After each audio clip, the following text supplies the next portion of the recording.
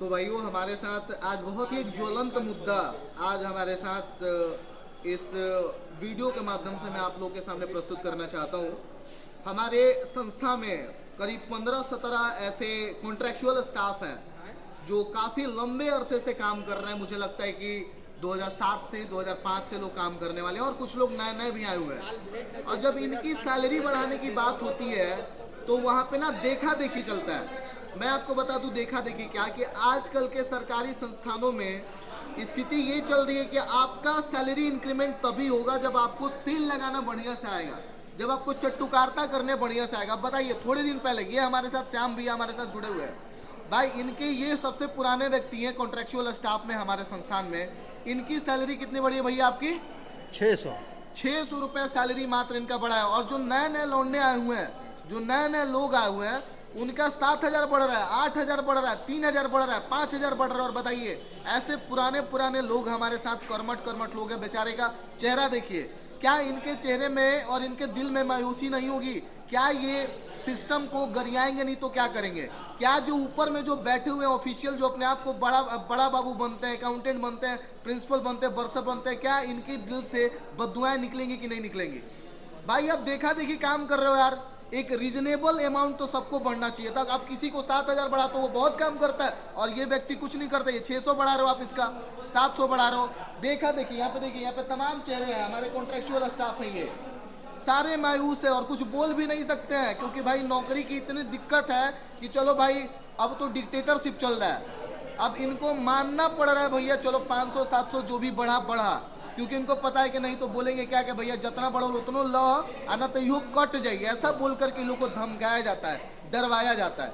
मैं आपको बता दूं, लमसम सरकारी संस्थानों का स्थिति ये चल रहा है कि अगर आपको चट्टू आप सीनियर हैं, आप बहुत दिन से बने हुए हैं, लेकिन अगर आपको चट्टुकारता करने नहीं आती है, अगर आपको पार्टी पॉलिटिक्स करने नहीं आती है, तो आपकी बातों का कोई वैल्यू नहीं होगा और आपकी सैलरी इंक्रीमेंट नहीं होगी, आपको बढ़िया जगह नहीं दिया जाएगा। लेकिन अगर आप भले ही कम दिन का हुए, आप जूनियर ही क्यों ना हो, अगर आपको चट्टुकारता करने आती है, आपको तिल लगाना आता है ऊपर के जो बड़े अधिकारी हैं उनको, तो आपको बढ़िया जगह दिया जाएगा, पैसा कमाने वाला जगह दिया जाएगा। ये स्थिति चल रही है भैया कम और बेश सारे सरकारी संस्थानों की।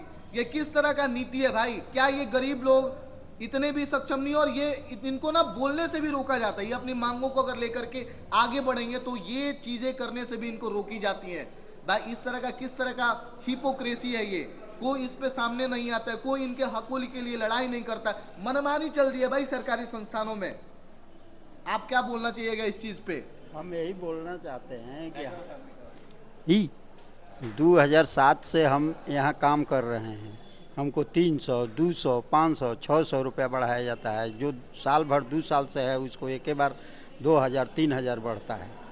ये तो अन्याय हो रहा है ना। हाँ, अन्याय हो रहा है। क्यों? इसलिए हो रहा है क्योंकि आपको चट्टुकारता करने नहीं आता है, क्योंकि आप बाइक से उठा के किसी को घर पे छोड़ने नहीं जाते हैं, क्योंकि आप किसी का चाय लेकर घर से नहीं आते हैं, क्योंकि आप किसी के बच्चे को कहीं पे स्कूल से ना लाते हैं ना ले जाते हैं, क्योंकि आप किसी के घर पे सब्जी नहीं पहुंचाते, तो आपके साथ तो अन्याय होगा भाई। ये रियलिटी है। अगर आपको चट्टुकारता चमचागिरी करने आता, आप भी अगर किसी के बाइक से घर पे छोड़ने जाते हैं, किसी के बीबी को लेने जाते हैं, किसी को बच्चे को पहुंचाने जाते हैं, तो आपकी भी सैलरी बढ़ती। लेकिन मेरा कहने का मतलब है, आप किसी का सैलरी बढ़ाइए, हमको उससे दिक्कत नहीं है, लेकिन आपको भी तो समान हक मिलना चाहिए। अरे एक रेशियो में मिलना चाहिए। ठीक है, वो ज्यादा चट्टुकार है, वो सारा काम करता है, अगर आप उसका 5,000 बढ़ा रहे हैं तो आपका कम से कम ये तो हक बनता है कि मेरा 4,000 बढ़ाया जाए, 3,000 बढ़ाया जाए।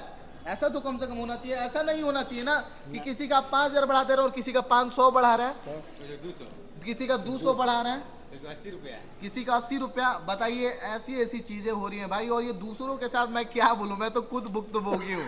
साला सीनियर हम लोग होकर के भैया, मतलब क्या बोलूं मैं, सीनियर होकर के जूनियर से ही बदतर स्थिति है। और जो जूनियर है, जिनको चट्टुकारता करने आती है, जो घर पे सब्जी पहुंचाते हैं, जिनको बच्चे ले जाते हैं, जो इस्त्री करवाने के लिए ले जाते हैं, उनको भाई बढ़िया जगह दिया जाता है, पैसे कमाने वाले जगह दिए जाते हैं। तो मैं क्या बोलूं यार, मैं तो खुद ही एक भुक्तभोगी हूँ, जो सीनियरिटी होते हुए भी मैं कुछ नहीं कर सकता भाई। तो मैं आपकी बातों को बस वीडियो के माध्यम से रख सकता हूँ। और मैं क्योंकि मुझे पार्टी पॉलिटिक्स करने नहीं आती है, मैं सीधा सीधा बंदा हूँ, मैं सीधे मुंह पे बोलता हूँ, इसलिए भाई मैं लोगों को समझ में नहीं आता।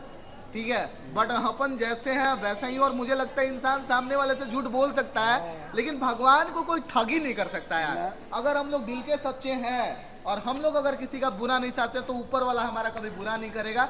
हम लोग हमेशा आगे बढ़ेंगे, फलेंगे फूलेंगे। और जो लोग जितना चुतियापा कर रहा है उसको यहीं पे भोग के जाना है। दिखा ले यहाँ पे लोगों के साथ पॉलिटिक्स कर ले, दिखा ले यहाँ पे अपना सुपीरियोरिटी और अपना सीनियोरिटी, लेकिन यहाँ पे जो गलत कर रहा है उसको भोग के जाना है। और बोले भोग भी रहा है, आप देख रहे भोग रहा है, लेकिन साला बोले चाहे नहीं बोले भोग तो रहा है और भोगेगा, क्योंकि भगवान के डंडे से कोई बचने वाला नहीं है।